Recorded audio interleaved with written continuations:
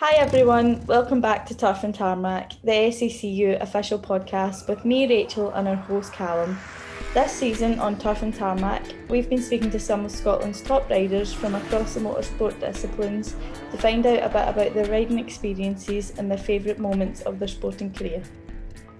This week in the podcast, we're joined by Lewis Rollo. Lewis Rollo races in the Pirelli National Superstock Championship, which runs alongside the British Superbikes, and he rides for the Lee Hardy racing team, which is the RAF regular and reserves team. Through this interview, we'll go through Lewis's career and we'll have a bit of a laugh. It's a really laid back interview, so hope you enjoy it. Welcome back to the SACU podcast. Our guest this week is Lewis Rollo. How you doing, Lewis? All right, I'm good. You? Yeah, not bad at all. Thank you. Not bad at all. So obviously we're good pals, have been for years and years and years. So I know loads and loads about you, but why don't you tell our listeners who you are, what you do? I'm Lewis Rollo. I race the British Superbikes in the Stock 1000 Championship. This year I'm with RAF Kawasaki, Lee Hardy Racing. So obviously the road racing is the one that I do as well, so it's really, really easy for us to sit and talk about this. So tell us a bit about the discipline you ride in then and how you got started here. So, same as you, Callum, when I was 5-6-year-old, we would be at the Scottish Bike Show, see the mini motos, and then got talking to Alan Macintosh mini bikes. Got a shot on the mini moto, went up to competition, got a free mini moto to race for the year, and then won the novice championship. And then just that got the ball rolling and just progressed through the years, racing yourself, racing everybody else. And the mini motos, for a kid to be racing a motorbike against all his friends or traveling around Scotland, England, and then over to Spain, things like that. It was just amazing as a youngster to be able to do that. But I've, same as you, family's been into bikes for years. My granddad done speedway, my dad done enduros, cousin done road racing. So I was brought up around it, and it's nice to have been able to stick at it for so many years and now actually be able to do it kind of semi-professional. No, absolutely. I mean, like most of us who are in road racing, do start with Tosh, and it's actually today's Tosh's birthday, isn't it? The day we're recording, so happy birthday to Tosh. Happy birthday. Yeah, so we all kind of start in the same way, and like you say, it's generally because a family member does it, or someone who races or something like that. So it's all of us kind of start on the same journey at the same kind of point in our lives, don't we? Or most of us do. Starting at the very, very beginning, then we'll try and go through your career bit by bit. So tell us a bit about your beginning years in the sport. Then I raced against you for the junior A championship, I'm sure. Then moved up junior Bs, junior Cs, featherweights, lightweights, middleweights, open class. So worked my way through all the classes, managing to win most years, done the 3 championships in 1 year, I think 3 years in a row. Then when I was 12 years old, moved up to the Aprilia Super Teens down in England. So that was the first time I had kind of adventured down south and learning a lot of new tracks. We turned up in our first year at 12-year-old and managed to win the Aprilia Super Teens, and it was quite amazing. Obviously, Alan came down and helped me. My dad was there. He ran me about the country, and I can't thank them enough for that. Then Ian Newton, he gave me a 450 to race the following year. So had dispensation when I was 13 to race that. Moved up in there. Big learning curve again, few crashes and things like that. But we finished 4th in the British Championship at Thundersport, and then we won the Scottish Super Twin Championship. So that was another good progress. We'd done that for 2 years until I was 15, and then we got dispensation to race a 600 in Scotland, where we managed to win the Scottish 600 Championship. Then went to BSB the following year to compete in Stock 6. we finished 4th in the championship and got a few second and third places. What was nice being on the podium at BSB. Then 17-year-old moved up to Stock 1000 with MSS Kawasaki. Another big jump at a young age, but it was a good learning curve. And I look at okay, I could have stayed in Stock 6 and tried to win the championship, but if you get an opportunity, you've got to take it and see what happens. That year never went to plan. The following year, I kind of got left without a ride, and Dennis Hobbs with Shane from High Sparks, they managed to put a Ducati out in the tri options for me. Finished second in the championship, but it was just a good year. It built my confidence back up. It showed me I could still run at the sharp end because I got beaten up a wee bit in Stock 1000, and it was a nice confidence builder. We'd done a few wild cards on a 1199 Ducati, and at the last round we were leading at Brands Hatch at the final race of the year, so that was nice. I crashed out it, but I was still at the front fighting with Mackenzie, Billy McConnell, Keith Farmer when they were fighting for the championship, so that was nice. That got a few people kind of noticing me. And Ian Newton runs a Stock 1000 team at BSB, and I had known him since 12-year-old when I'd done the super teens and the 450s. And Ian went, "Do you fancy coming and riding for him?" And it was an amazing team because even my mechanics are guys I had raced against in the past in the 450s, and it's such a nice family team, and it was a really nice place to go into. They never expected anything from me in my first year.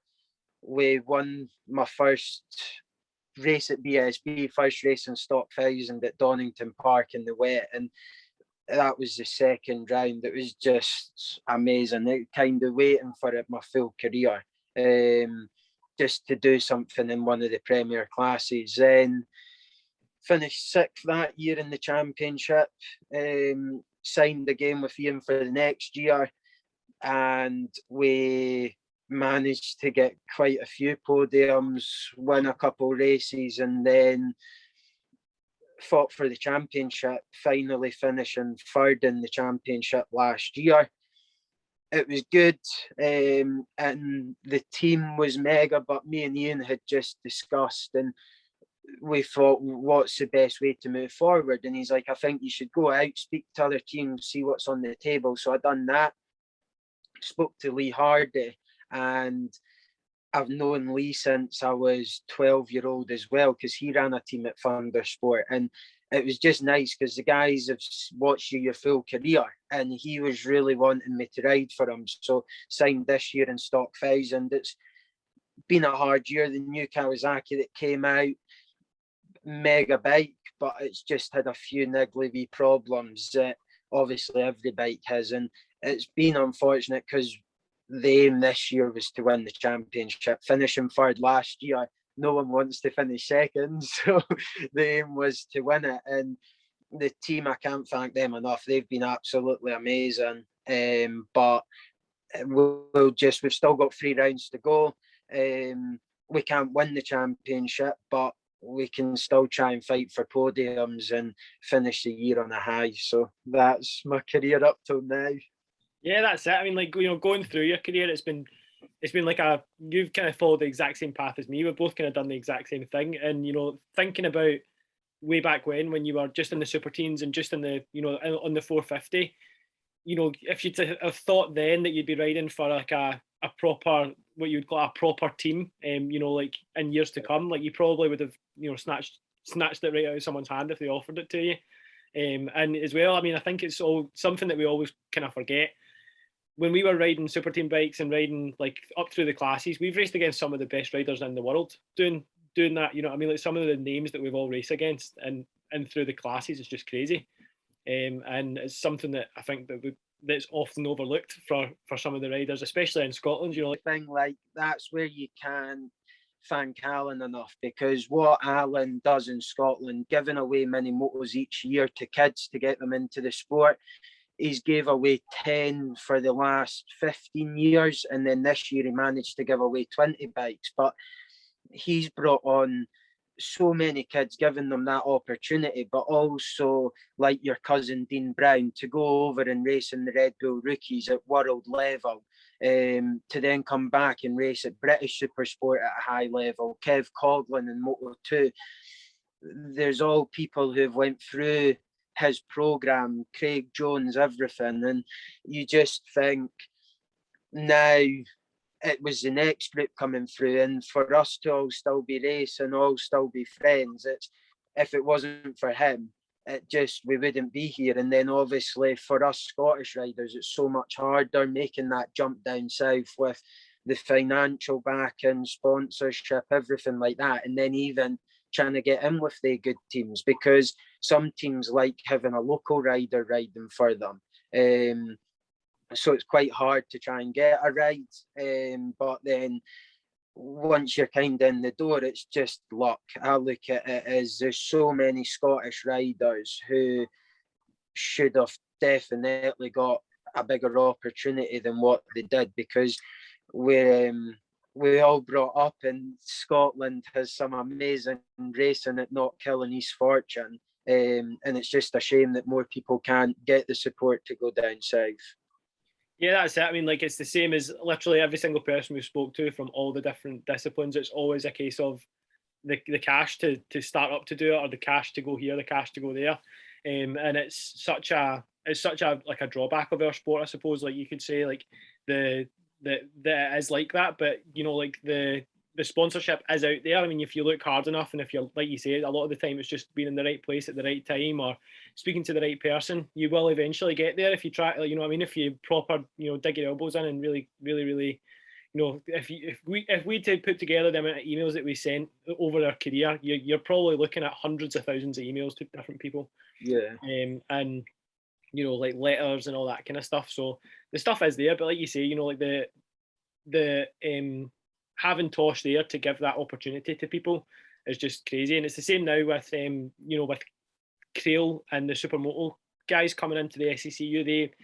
They're given another avenue for people to go into, like for like supermotos and for like little pit bikes and stuff like that as well. And it's like another avenue for people to take. And even some of the, you know, some all of the elite riders really are all on little pit bikes or supermotos or something through the week. Yeah. And well, that's the thing as well. Years ago, a lot of people came from motocross. Motocross was a bit cheaper to do, start with. Maybe some people never knew about mini motos, or at least that you couldn't, like, that you could race them. So a lot of people would start their career off motocross, race the 50s, the 65s, the 85s, and then maybe make the jump to the 125 Aprilias and start their road racing.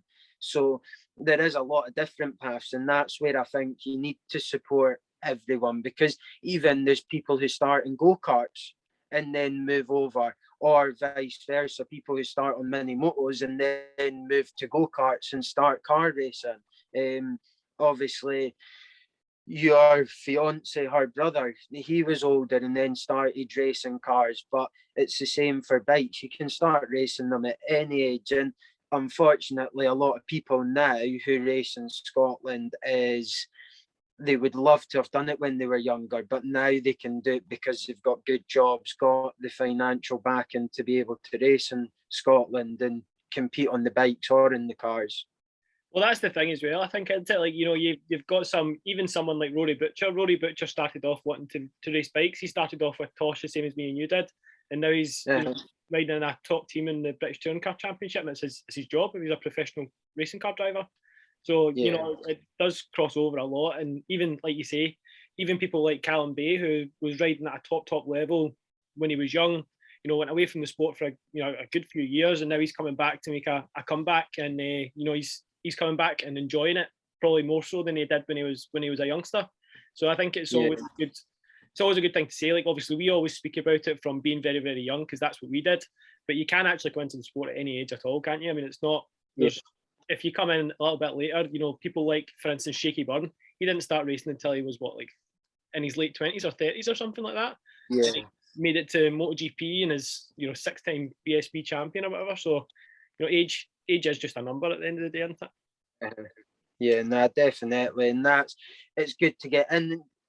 to the sport young, and obviously Spanish, all the Europeans, they get into it really young. They're a couple of years ahead of us, but it's one of them. You need the support from your family. That's the biggest thing, from your mum and dad, to be able to travel around Scotland, even just taking you to the different rounds. And it is hard, but I think anything with an engine and wheels, we all just love it. And if someone was like, Lewis, want to race a car next week, I'd be like, yeah, sidecars, anything. It's just, we love being out there. It's a lovely paddock, being with everybody. Just it's good. And even, you know what it's like, I'll come down to the racing when I can, and I'm not even racing, but just to have a chat and catch up with everybody. The talking rubbish is one of the best bits of the racing, I think, isn't it? Like the same as just now. Like, this is obviously like a, some people would see going on a podcast as a task, but it's literally just us talking rubbish about racing, and you'll never say no to that, will you? You'll never ever say no to that. Now, like, through your career so far, what would you say your biggest achievement has been so far? Whether it be like a single race that you thought that you raced out your skin, or like a whole championship, what would you say has been like the greatest achievement so far for you? I always beat myself up and always try just to keep improving, and that's probably one of my downfalls. But the super teens, to obviously win a British Championship at 12-year-old, that was amazing. But it was one of them, I was young. I don't know if I was just maybe a wee bit further ahead there or whatever, but it was obviously nice, still an achievement to have, obviously, like, in my career. But I think as you move up the ladder, the competition gets harder, and when you move into stock 1000, it's a totally different level of racing, probably one of the most competitive classes in Britain, if not the world. How close it is, the different manufacturers battling at the front, different experienced riders. At the weekend, I was battling against Hutchie. He's in his 40s. He's won TTs. He's won British Championships. He's done everything. He's been through the absolute wars, broke everything and every bone in his body. And you need to respect a man like that. And for me as a youngster still to be racing against him, he could be my dad. But stock 1000, it's so hard. And I think to be able to now run at the front of it and being known as a front runner, it's quite nice for people to think that. But last year, obviously this year's not been the best. We've got a podium at Donington, a third place, but last year on the Aprilia, to fight to finish top 3 in the championship, fight for the championship right down to the last round, win races, get podiums, lap records, pole positions. It just, when you start rolling like that, it's an amazing feeling. And Oulton Park last year, we turned up and just something clicked that weekend, and I was like P3 in FP1, P2 in FP2. I think I qualified on the front row, so that was like my first front row start from qualifying. Went out, won the first race, then went out and finished second in the second race. So to have a weekend like that, just from start to finish, no problems, the confidence building all weekend, it was nice. And looking at wee things like lap times, that's what we all work on. And I had done 11 laps out of the 14 within 0.1 of a second each other. And you come in and you just think that was easy. Like, you hit your apexes, your braking markers, and it was such a nice weekend. And we were playing with things like, oh, what will we do? Oh, we'll just put a couple clicks of compression on just so we gave ourselves something to do. But it's nice, and you only get one of the weekends every, I don't know, 3 or 4 years. So that was nice. But obviously, I just always think, just try and improve. You're always learning. every round you're learning, and we're back to Oulton Park this weekend. We've had a few problems these last few rounds, but we managed to fix them at Silverstone at the last round. So I'm hoping this weekend we can turn up to Oulton. We've been there before this year. Turn up and try and have another one of the weekends like we did last year. I think that, you know, like that weekend was a big weekend for everybody in regards to you, because am I not right in saying that weekend it was one wet race and one dry race, or one damp race and one dry race? I think the second one was dampish drying towards the end. Because, you know, like beforehand, obviously your win had came in the wet conditions, and I think everybody kind of seen you as like a wet weather guy. But I think that weekend you proper like asserted yourself as, no, I'm an all weather guy. Like I can do everything. Like, you know what I mean? Especially from that's my biggest thing. My first win in Stock 1000 was in the wet. Most of my podiums in the past had sometimes been in the wet as well. And it's one of them, everyone has the joke, oh, you're Scottish, you're used to riding in the wet. But it's one of them, the wet's a hard one. It's all down to luck, all down to how much time you spent in the wet riding, your setup, your feel for the bike, how comfortable you feel on the bike. And that's one thing we're learning all the time, and every weekend it's in the wet, it's always different. So one time it can be totally soaking, next time start drying. Like there's so many different things to go into, and I don't really class the wet as a race. It's just kind of pure luck. So you'll know from talking to me, when I get a podium in the wet, I don't count it.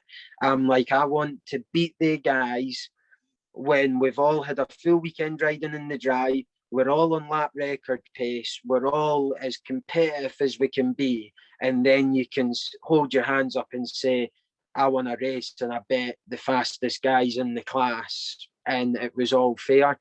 This year, our podium again was in the wet. So we're still waiting for a dry podium. But we can do it. The bike's capable of it. I'm capable of it. It's just having all the luck and everything clicking together, because this year we've been under the lap record at every track we've went to, and it shows every year. Everyone says it, but it does just keep getting harder and harder each year. So it's good. You're always learning, and it's good to race against the fastest people, and it only can bring you on as a rider.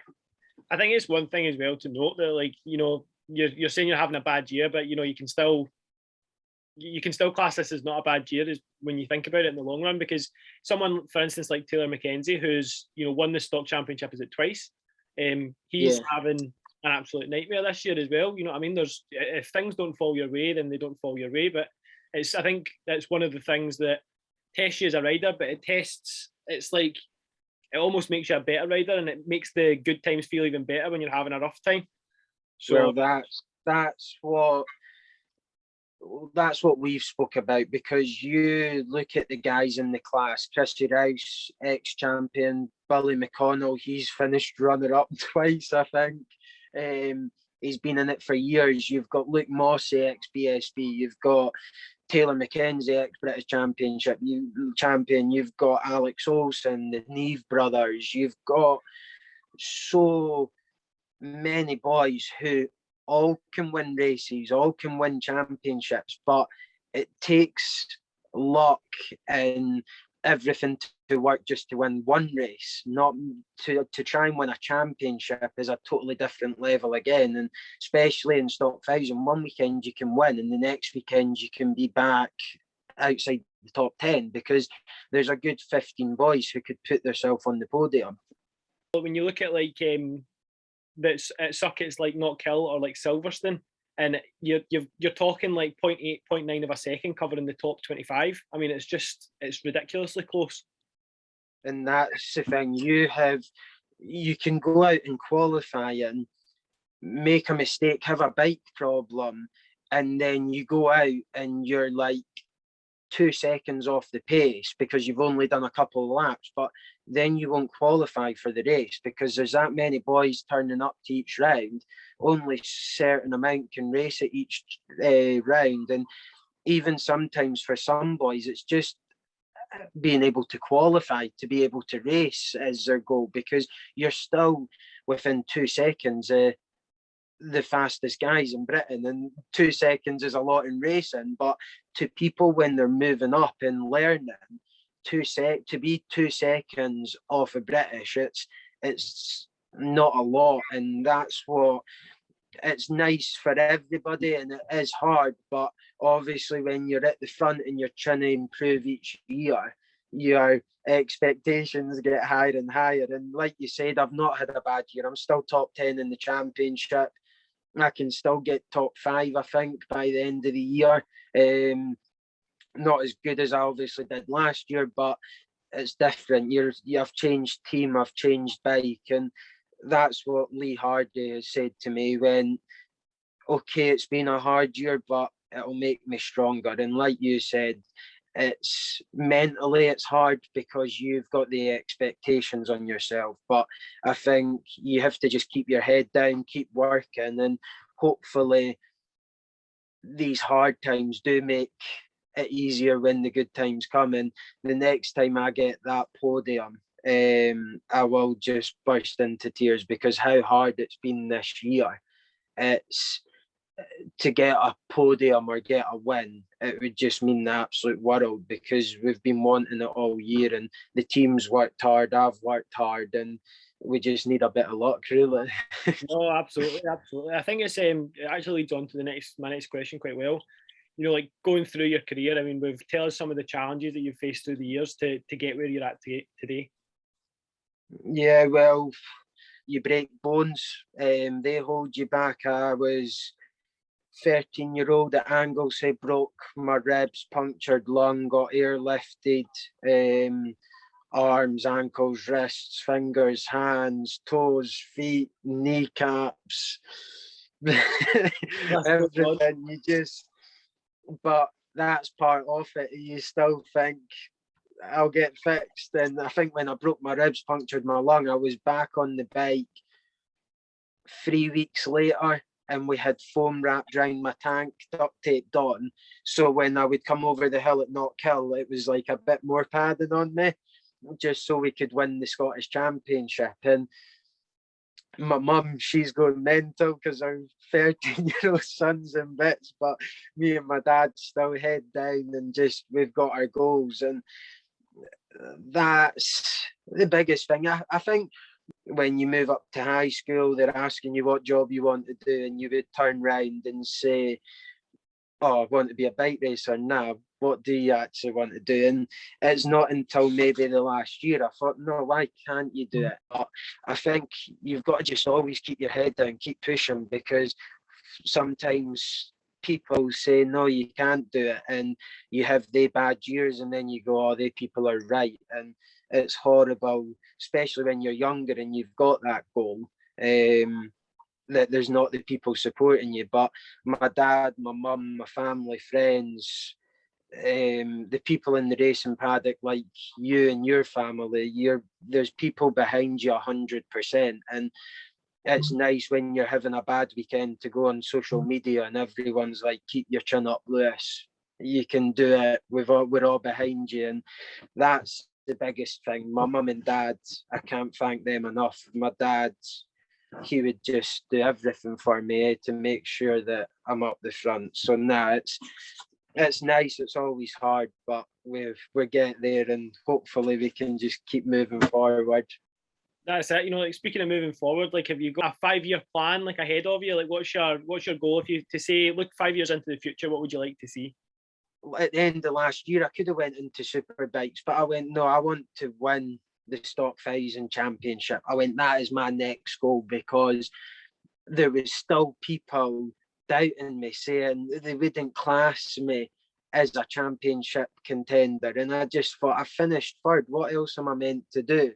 And then I was like, I just need to go out and win it. And that was my goal. It's not quite went to plan this year, but I'm with a good team. You see what Lee Hardy's done with Jake Dixon, with Ryan Vickers. He always sticks with young riders, brings them through and supports them. And I would love to stay with Lee. if the chance was there to go superbikes, obviously I'd bite his hand off. And I think to move into superbikes with a team like that, who would support you, they would stick by you, they've got all the experience working with a young rider. I've had a year with them already. It would just be amazing. But obviously, there's other teams that I'll approach you as well to see if you want to race for them. So I've still not spoke to anybody about next year, but I don't know. Obviously, stock 1,000. If I'm got a good ride, good team in there, where I can win the championship, you've obviously got to try and go for it. But if the opportunity comes up to go superbikes, that's what we've all wanted to do since we were kids. So going superbikes, that would be the next goal. Go in, not expect anything. It's another step up again. See what we can do in that, but obviously the goal again, run at the front of the championship.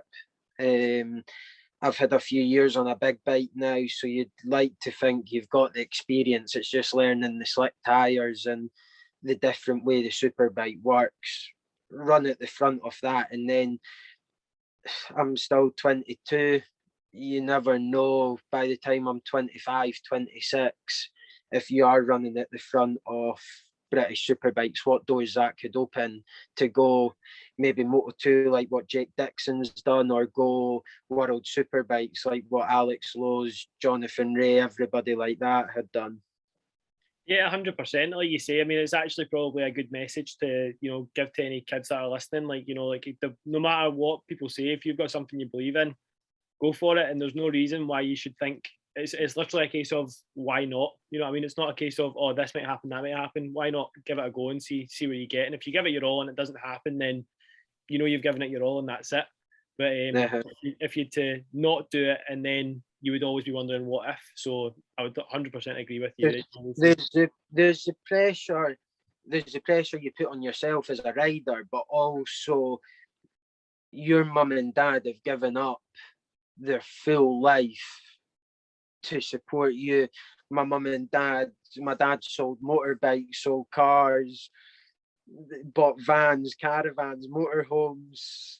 I don't know how many race bikes to put me out racing. And you think how much work goes into it from a family point of view. My sisters, you're the same. My sister's not getting to go on family holidays, not getting to go away with their friends because they're away racing following me. So everybody is affected, but when you do well and you have the good weekends, they're the ones who are behind you, beside you on the podium, seeing you spraying that champagne, and they love it just as much as you. And from that, you've got the sponsors. I think it's one thing as well that we should probably note. Like, although we're saying like the sisters and family members get to need to miss out on holidays and things like that, but if you imagine, like, Murren for yourself, Murren and Charlie, and for me, Corey and Carla, like they think of the people that they've met through the racing and the friends that they now have. Like Corey and Carla now come to the racing for me, not to watch me. They come for the banter. You know what I mean? Like there's a whole group of people who don't race but are there supporting their family or supporting someone they know, and that's like a little family in amongst itself off the track. Yeah, so it's definitely. You look at. I've had a couple of girlfriends from the race, and you've now got a fiance from the race, and the people in the paddock who end up in relationships, friends. I've been friends with you since I was 6-year-old. Come through to your house, see your family. It is, and then it's even like I go down to when I'm down at BSB. I go round all the teams, but I'm into Aprilia still. I've not fell out with them. They still supported me my last 2 years of my career. So you go round, you say hi to them, you speak to them, you catch up with everybody. And it's then in the winter, yous are all away. That's like you've not seen each other for ages. You go to the presentation at the end of the year, even if you've not got a trophy, just to see everybody and have a laugh. You meet up with people. I'm going to go over to Ireland in the winter, meet up with Rhys Irwin. Like, it just, it all just everybody meeting everyone, and I'm sure the car scene's the same. It's a nice place to be. No, 100%, 100%, and I think that's the same in everything. Like, you know, like even through all the disciplines, you know, like motocross is a big family as well. Like, I've been to a few motocross meetings, and you know, obviously it's heated. I mean, like you are rivals at the end of the day. You know what I mean? Like, but 9 times out of 10, everything stays on the track, and you know, you'll shake hands at the end of it, and that's, you know what I mean. If you've been beaten fair and square. It always generally ends up quite, you know, it's always a good atmosphere in the paddock after it, isn't it? It's never tense or anything like that. It's not like like an Olympic village where there would be people, you know, literally tearing each other's throats out. The next thing is, so this is actually a pretty good one. What would you say your biggest motivation is, you know, to get from the very, very beginning, racing mini motos, getting to where you're at just now, to get through the hard times? What's your biggest motivation as a rider? It's that support from such a young age, and going to the mini motos still to help Alan when I can. I see the kids turn up, and it's just amazing seeing them with their smiles on their faces. And obviously now in BSB, my name's a bit bigger, and the kids support me. They see me on TV, and it's nice turning up and them going, oh, there's Lewis, and coming and talking to me, getting photos, and they're all supporting you. And I just think they're looking up to me, and okay, I'm not achieving what I want to achieve personally, but they're all still looking up to me as a role model, and it just makes me want it more and more. And I like going up to days like that, helping out, helping them with what I can, go out on the mini motos, race around with them, and then it's just nice seeing them get to live their dream. And if I can help them, give them support where I maybe lacked a wee bit when I was younger, it gives me that motivation to keep improving myself. At the weekend at Silverstone, Aidan Davies won that junior super sport race, and I had a tear in my eye because I've known him since he was 6 years old. I've watched him grow up. I've raced against him on the mini bikes, and to see him come in, get that podium, his dad be there, you know how hard they've worked as well. I still help Aidan as much as I can, and you think that's the motivation as well. Keep moving forward. If I can get into BSB, then if I can run at the front, and then you can keep working forward and have the people behind you supporting you. And it's just amazing. Even just people, spectators watching you, giving you that support on social media, coming to the rounds, watching you. It's just everything motivates you just to do better, to make everyone else happy. I think that's one, you know, really, really good thing to say as well. You know, like when you start off as a kid, you're there for the fun of it. You're there for riding your bike, and you know, you do get, like we were saying earlier, you know, the proper motocross dads who will be like proper on their backs and stuff like that. But as a kid, like if there's any parents listening who maybe see themselves as a bit of a motocross dad, 100% I would say that in the first part of your kid's career, even if they are like an elite level for that level, it 100% still needs to be fun. It can't be like an elitist. You can't. It's not an elitist sport at that age at all, and it can't be really. You need to keep it fun for the kids. And that's when everyone's happy, everything's just so much easier. And that's my biggest thing. I've never listened to my dad. You're the same. So I know where it is from a kid's point of view, and that's where I like trying to help, because they'll listen to me where they won't listen to their dad. And it's nice being able to give that support, and if they listen, they listen, but if not, you've tried your best, and at least you're there helping them on their career path as well. I think as well that a lot of the time when you eventually do say something to a kid, to like knowing that they're going to listen to you, I often say anyway, when it's me, I would say, like, did your dad not, like, oh, you've just went and done it because I've said to do it. Did your dad not tell you to do that like the last time and you didn't do it? Because generally your dad, you know, 9 times out of 10, your dad will not be a million miles away. And it's one thing that I've learned through what I've done in my career, is that everybody who's helping you, they're helping you to try and make you better, and their goal is to make you better than what they can help you, if that makes any sense. Like they want you to outgrow them. That's how everybody wants it to be. And it's the same with sponsors and stuff like that. You know, you start off with your local sponsors who would maybe give you like 50 quid, And, you know, that 50 quid at the time is like a real big thing, and they'll get like a sticker on the bike and stuff like that. But they want that 50, they're not giving you that 50 quid for, you know, to benefit their business. They want it to help you out, and they want you to outgrow them as a business. They want you to then get another sponsor who's going to give you 100 quid and then, you know, 1,000 quid or whatever it is.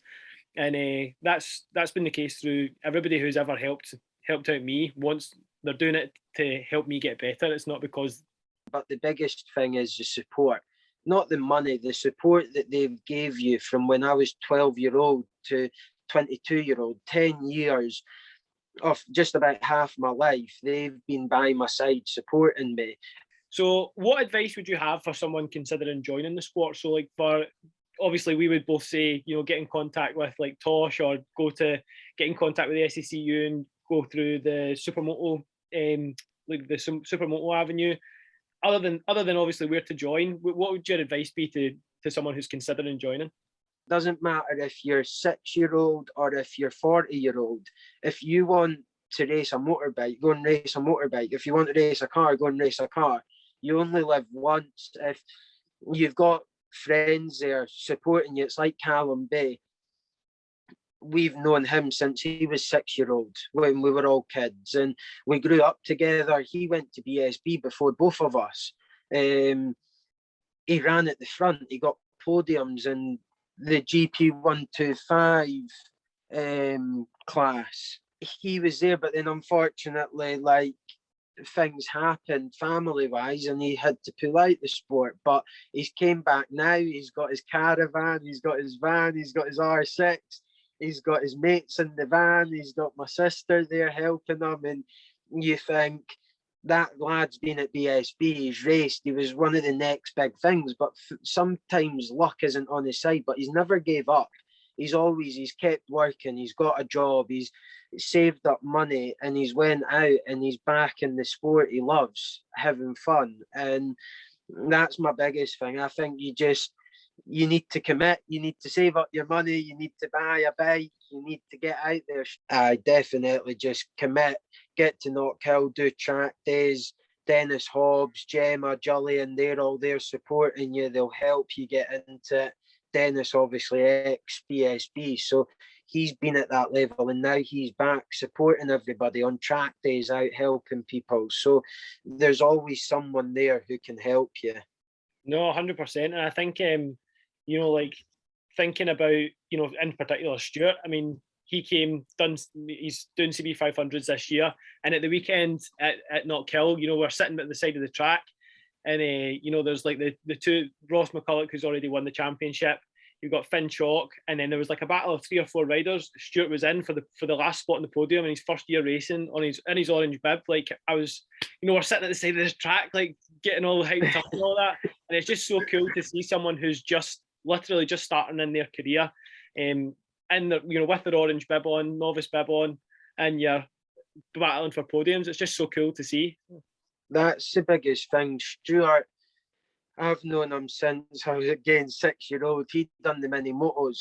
Unfortunately, his dad passed away when he was young, and his mum couldn't support him in the mini motos. But he grew up, his mum got him a motocross bike. He went and raced motocross. Then he had enough of that. He went and raced mountain bikes. Then he got a pedal trials bike. He competed in the Scottish Championship in that. He done enduros. He went to the army. Like, what he's done as a young guy is amazing. And now he goes, okay, what's next on my bucket list? I want to race motorbikes. And he's got out, he's on the CB 500, ripping it up. He's on the phone to me after the weekend.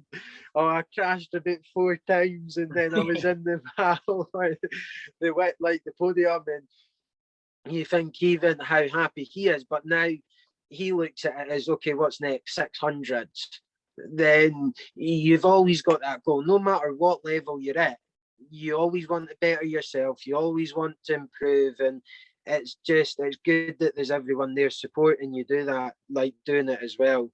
No, 100%, 100%. So we'll just kind of round off really quickly with some quick fire questions. So who would you say your biggest inspiration is in the sport?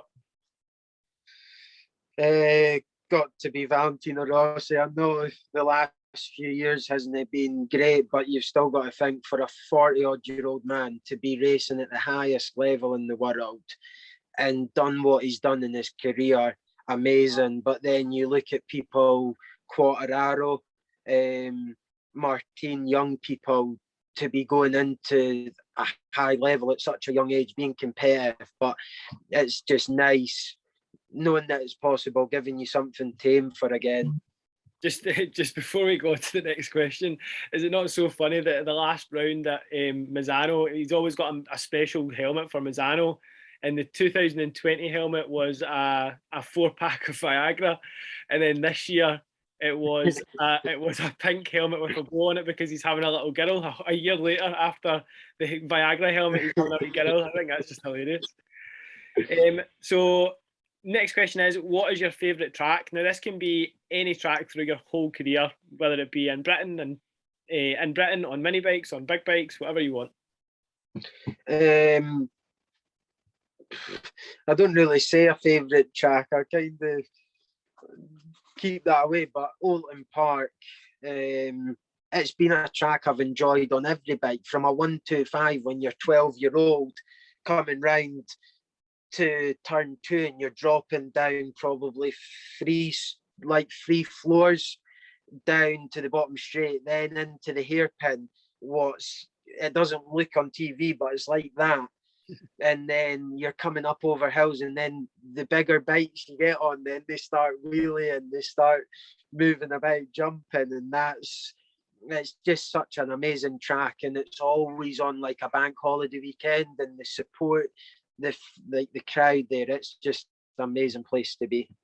Like you say, like on the bigger bikes at Oulton Park, when you go through the second to last corner over the wooey bit, as I call it, like the bigger bike you go up, that's just an absolute roller coaster of a bit. Yeah, but then I better say Knockhill as well, or I'll get back. But Knockhill's the same. You've got, for such a wee track, such a short lap time, you've got a bit of everything. And Knockhill, I was there last week. I'm on an MT09 supplied by Alan Duffus on a Neil Mackenzie track day. I turn up, the place is heaving, the sun's out, it was like 20 degrees. Me and Rory Skinner there, Dennis Hobbs, Neil Mackenzie, and you're going out. I had no tyre warmers. You're out and you're just riding around on this MT09 road bike, road tyres, thinking I can't crash this. But the fun you have, and there's boys out on adventure like BMW GSs, and they're out passing sport bikes, but everyone's there for the same reason. And then it was nice just for a change, a different day out. And Knockhill, I think when you get a day like that where the sun was out, it's just such a brilliant wee track, and get loads of laps in, and it's good fun. I think as well, like, you know, we're kind of saying that it's quite difficult to make a career out of bikes from Scotland. It's not, but you know, if you work hard enough. But the tracks that we've got up here, you know, Knockhill and clockwise and anti-clockwise and at East Fortune, it actually prepares you quite well for when you go down south, because you do literally have a bit of everything. You've got some on camber, some off camber, some slow, some fast, some ups and downs. Like, you've literally got a bit of everything to kind of learn those skills before you go to big tracks. For instance, like Oulton Park, which has literally got everything in it as well. It stands you in quite good stead for when you go down there, because you've had the practice up here. Can I swear? You ken it better than anybody, I find it. You know, like, it's one thing as well that all of us, everybody from all the disciplines, nobody's as mad as a brush. I mean, some of us are, but you know, like, we all have a lot of fun, and we all have a laugh. And you know, I think you need to have that little bit of kind of naughtiness in you, if you like. Like, you can't be like really, really boring and do this. You always have to have a wee bit of a bad streak in you. You've got, like I've said before earlier on, you can't be serious. You've got to have a laugh. Like me at Knockhill pulling your trousers down, I don't think I've ever seen so many people laugh in one place, and everyone had a tear in their eye. But the fact that you never turned round and punched me and knocked me out, it just, everyone had a carry on and a laugh. And that's the thing again, family, the friendly atmosphere. It's such a good laugh. And like you say, a carry on. And I like a good joke and a carry on. And it's the same at BSB. Me and Lee Hardy, I think everyone knows kind of him and Jake. They used to have quite a laugh and a carry on. And me and him's the same. Like, me and him's crying half the time, just having a laugh. And that's one thing I like about the team as well. It's a good bunch of guys, and we have a proper carry on. Absolutely. So, this is kind of the last question before we round up. So, other than racing bikes, what's any other hobbies that you have? What else do you do just for fun? Anything with wheels, really. I go out motocrossing. I like going out there, something different, keeps you busy, keeps you on a bike. Up to the mini motos when I can, help Alan out, see the kids, help them. Trials bikes. I've got a trials bike. I go away up the hills in the woods, potter about in that. There's like the Scottish Trials thing. They come up into just outside Gifford, so it's only 5 minutes away from my house. With COVID, it's not been running, but we can still go up and use the land, and that's quite good fun. It's just, it teaches you different things: balance, throttle control, clutch, brakes. Go out mountain biking. It's fun down to like Glen-Tresson or Leaving. Oh, just, I've got my car. I like mucking about with that, and just anything. Just, I like being out the house, keeping busy. Even my work. I know it sounds stupid, but joinery, I enjoy doing it. It's something different. It takes your mind away from bike racing sometimes, and you go out and you've still got your clients asking you, "Oh, how did you get on at the weekend?" And okay, you're still talking about motorbikes all the time, but it's nice just going out, keeping busy. That's it, and it's actually quite a cool thing, I think, because a lot of the people in the bike racing world have got a trade as well, haven't they? As well as racing bikes, there's a lot of them who are tradesmen as well. So they'll be like, for instance, like Steve Kershaw, he's got his own joinery business as well, and that's what he was saying. Like he'll be away, racing one weekend on the weekend, travel home on the Sunday night and be up, hardly get to bed and be back out on the Monday morning fitting doors or something like that. It's just so cool. Like the people will be looking up to, like you say, looking up to you guys, and they'll not realise, they'll just see this kind of like superstar on the TV, but actually you're just a normal person who races a bike. That was like last year, like I said, when I had that round at Bolton, just everything was amazing. You're out in the front of the garage, signing posters, handing them out to people, and like, you feel like, wow, this is amazing. And then you get home at 1 o'clock, 2 o'clock in the morning, your alarm's off at 7 o'clock, you're at the yard for 7:30, then you're at a job for 8, and the clients are moaning at you. My brother's down the phone asking what's going on. I've been away the Thursday, Friday, and everything that was meant to be done hasn't been done, and you just, the reality hits back straight away, and you think, can I just go back racing now? It was a lot easier, but sometimes it's the opposite way. You have a bad weekend and you get to the racing, you've got a bad weekend at the racing, you go to your work on a Monday, your guys have a laugh with you, slag you a wee bit, oh, you were a bit slow at the weekend and everything, but takes your mind off it. And sometimes you need that, like you say, that trade, and to put you back to reality. It shows you how hard you want it, and a motivational thing again. When I'm 50-year-old, I don't want to be waking up going out and getting moaned at because I've fitted doors wrong or something. You want to be out on motorbikes and just having fun. So it's one of them, another motivational thing. Just keep your head down, and hopefully one day don't need to be a joiner. No, absolutely. So before we kind of round this out, have you got anybody? I mean, You'd be here all day if we'd be thanking everybody through your whole career, you know what I mean? But, you know, like some of the kind of standout ones from this year, of course, and then from previous years, if you want, whoever you want to shout out. I think obviously biggest thing, SACU, running the bike racing in Scotland,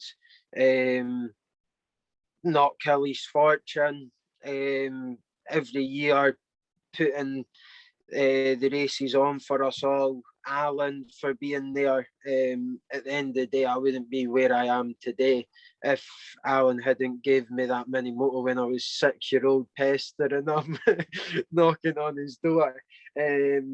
So many people, my mum, my dad, my family, friends, the work they've put in, everybody for the support. I can't, especially being down at BSB, with COVID the last few years, not having spectators, it does get hard because sometimes that weekend where you're walking through the paddock and bump into someone you know from up here, that support, knowing that they've came down to support you, it's just nice. But social media is such a big thing now. Everyone on that saying well done, keep your head up, everyone's there for you, and it's nice to know even though I'm down south, you've still got the support from everyone. And biggest thing, my sponsors, if it wasn't for them, I wouldn't be where I am either, and for them to keep supporting me year in year out is amazing. And hopefully we can keep going and see where we end up next year or in the next few years. Well, this is the place to give them all a shout out, so give them all a shout out. Oh, I'll get my helmet. I'm in motorhome anyway. So Evolution West, then there's Keith, Jim. They've came. I met them. They're from Dumfries. They came. I don't know, they've been at the race in the last 30, 40 years, you know them.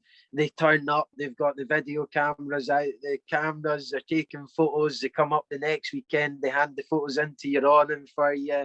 I met them when I was 12-year-old at Thundersport in the Super Teens, and they started coming just giving me photos, and then we were like, oh, that's perfect, give them a cup of tea. Then they keep coming back each weekend, and now we're stuck with them. But both of them have ran charity events for me, race nights, Fulham nights. They've videoed me when I've been down at all the Thundersport meetings, because sometimes TV coverage wasn't like that great, so they would video it, make up wee videos, and we'd run Fulham nights to raise money for my racing. And they've been able to help me personally, sponsorship wise. John Easton, John Wright. I've known John Easton from the Scottish paddock. He's supporting me. John Wright, I met him on mini motos because he used to race go-karts. He would come along to mini motos, met him. Rob Beardoyle's family friend. He's sponsored me since I was on mini motos as well. Prentice Coaches, the local bus company. He sponsors us our fuel for travelling up and down south. So another huge help to us. A new sponsor this year, Car Hunters, my physio, Stuart, my personal trainer, Bellhaven Bikes in Dunbar. He used to race at East Fortune and Knockhill. If you go in and ask him about it, he'll tell you all his stories. He's supporting me, Tralee Bay, David Shelcock and Liam Shelcock, Matthew Shelcock, another family of bike racers. And they support me now, and obviously raced at BSB Scootabout, Aberdeen Kawasaki. Craig Sherlaw, he helped me in 600s, giving me a bike to race. That got me out in the 600s and then at BSB, and he's came back on board this year, obviously, with me signing with Kawasaki. But you've got everyone, Oxford Products, helping me with helmets, J&S Accessories with leathers. The list goes on. You've got my mum and dad there, the biggest financial support. Luckily now they've took a step back, and they can start treating themselves in a way. But just everybody really. And even over the years, sponsors who have helped me, who can't anymore, but they're still part of my career. It's like Alan. Alan helped me from many motos. He still texts me, he still messages me asking what's going on when I'm qualifying rubbish, and everyone's there, even people who can't support you with money. That just support of being there, it means the world. And 56N as well, they're on my leathers over there. But nah, there's big team of guys, everyone makes it possible, and it's good because you know yourself, you wouldn't be racing if it wasn't for them. The one sponsor that I'm very jealous of from your team is, I'm pretty sure I've seen it on the bike, is the Handmade Donut Company. That must be one of the best sponsors ever to have. So that's a guy called Andrew, and he actually owns part of the team. And he kind of just stays in the background, but he's an absolutely brilliant guy. He loves just bike racing and being part of it. And he comes along, he doesn't work on the bikes or that really, but at the workshop, he's loading the truck and helping out as much as he can. And it's a brilliant sponsor. He actually owns the fish and chip shop as well. So you'll see on the Mother Hubbard's fish and chip shop, and then you've got the donut company as well. So I've been down at the team space, down near Snetterton, and he's coming round with the fish and chips one night for you. Then the boxes of donuts, and you're like, Andrew, I'm meant to be out training, no sign me eating this. But the team owner's there feeding you fish and chips, and you want curry sauce, mushy peas. So I am in my element when I'm down there. But even the team, having RAF supporting them, having the guys at every round doing the recruitment, like stalls and everything like that. It's just nice. I go round to the stand to sign photos for people, and being on the stand, all the different characters you meet again. Some of them's never been to a bike racing meeting before. They're there to work, but they love it, and they're like, "Oh, I'm going to bring my daughter and son to this to watch." And you never know, that might then make the son go, "Wow, I want to race motorbikes." And it just, there's so many different ways. And that's the thing for sponsors, like you've said, they don't make more money from it. They're doing it because they love the sport and want to be a part of it. And I think that's the biggest thing for companies out there. If you want to support someone, go to a meet and watch, see who you like out on track, and go and speak to them in the paddock. And if you can help someone, it's making their dreams come true pretty much. And the help it's got for the family, the mums, the dads, the kids, trying to support them. I've had guys come round to just give you brake cleaner and chain lube, but it's one thing that you don't need to buy. And then all of a sudden, all the wee things add up and help. And even if you think, oh, 50 quid or 20 quid on a GoFundMe page, oh, that's no much. It all adds up, and it all helps people towards their end goal. That's the thing as well. Like, you know, like when we're talking about the little things, if you like, and the, you know, the sponsors who will give you. So, if, for instance, if a sponsor gave you £1,000, you know, they're not maybe going to get £1,000 worth of business off of it. But if that company is then better known, so if in a year's time, say someone needs something that company sells, then they're going to go there because they've seen it on one of their bikes. You know, like the investment in a bike racer is obviously because you want to help the bike racer, but there is so much that they can get from it as well. It might not be instant. It might not be, you know, though if they give £1,000, they're not going to earn that £1,000 back in a week or a year or whatever. But you know, over the time, helping us out. The thing, like I said, Belhaven Bikes, it's a push bike shop. Every person who comes in there, oh, I'm wanting a push bike. But see, when someone comes in and goes, oh, Lewis done good at the weekend, they'll not get at the place because Colin's been on the edges couch screaming at the TV, shouting, supporting me. And for someone to come in, like for what Colin supports me, giving me my road bike for my training and my tyres for it, my mountain bike stuff, things like that, the way he supports me, it helps me in so many ways because I'm not having to go out and try and fund my training side of it. And for him to then start talking about motorbikes, he loves it as well because it's given, he'll stand there honestly for 3 or 4 hours talking to someone about motorbikes because he just loves it. And that's the biggest thing with sponsors. If they love it, okay, they're not getting money back, but having someone come in going, oh, I've seen your name on the helmet or on the bike, it's good because they're part of it, part of the team. Yeah, absolutely, 100%, 100%. So is there anything else you want to add that we've not had in? Nah, just obviously thanks to you for getting me on and talking rubbish. And then just if anyone, now that BSB's obviously open to crowds, I know there's only 3 rounds to go. I don't know when this will go out, but probably with 2 rounds to go. But if you're there, pop round, say hi. I can show you around the garage. If your son or daughter's there, get them sitting on the bike for some pictures. Hopefully get next year sorted out. We'll get that posted on social media. Get the winter out the way. I should be racing hopefully at the Scottish winter series on the motocross. So if you want a laugh, you can come and watch me at that. I think that's when your ambition outweighs your talent.